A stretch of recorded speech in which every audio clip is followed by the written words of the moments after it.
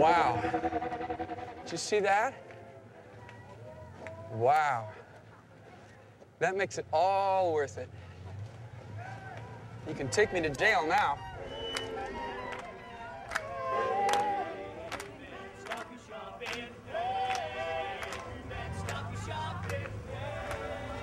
I distinguish consumerism from consumption. If we're saying people, our consumption, it's out of hand, then people can say, oh yeah, I'll just dial down my consumption, you know. I'll just be green. And we all want to do that, don't we?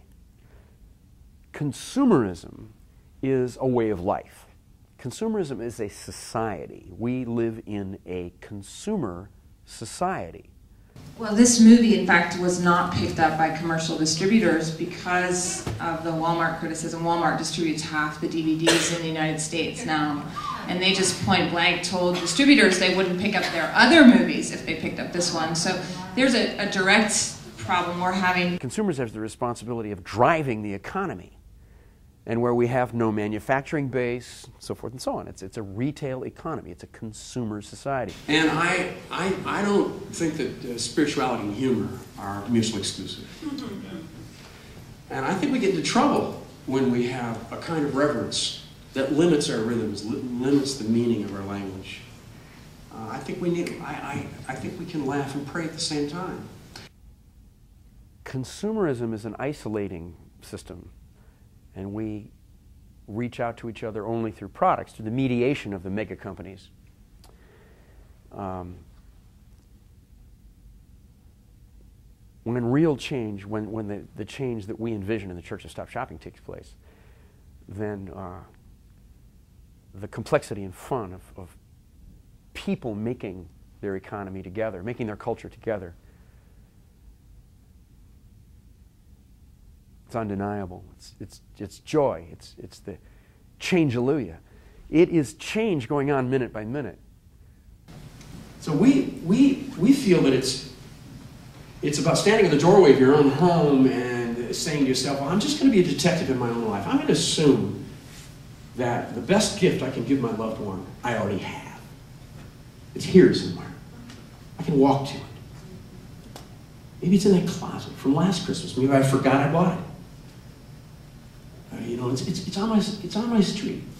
It's this independent shop. These people have been here for 30 years and I forgot they were there. The idea is to rise above the din of product talk. How does a town crier go out into the center of Main Street and shout? There's a terrible emergency here. How do you do that today?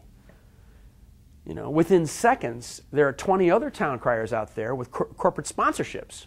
And they're shouting, yes, there is an emergency. And the way to deal with it is to, like, buy a $7 Vante latte, you know. I ended up not really having a way to, I didn't have the right venue, didn't have the right, I tried, throughout the 90s, I tried in California, I tried comedy approaches, a cable station approach, cable show approach. I wrote plays in which I was a kind of Jesus-y type character. I had many different approaches. It was all sort of not working.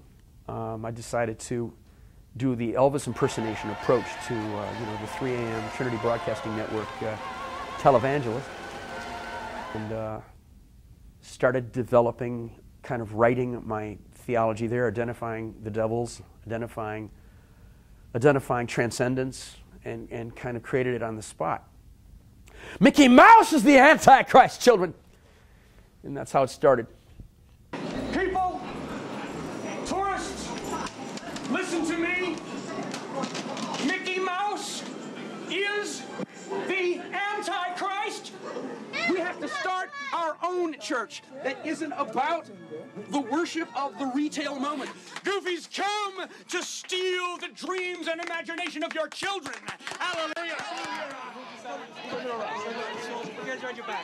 So we have a neighbor fellow who lived at 11th and B, just a few blocks from where I lived for a long time, 6-7 years.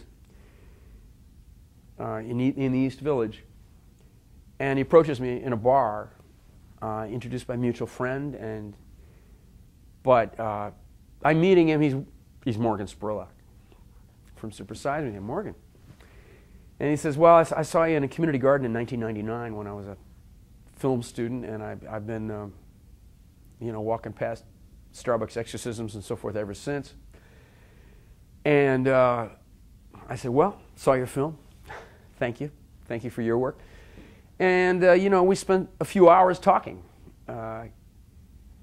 We decided to go with it. We knew that there would be compromises, but that we would have to hone our message to a 90-minute film, and that there would be certain things we could say and certain things we could not say. And whatever script we ended up with, we would end up with a script. So much in the consumerism, buying. What would Jesus buy? What would Jesus buy? I don't think he'd buy anything in a Staples. We're leaving. What would Jesus buy? And now it's been out there at 100 theaters across the country, and I hope it made a difference.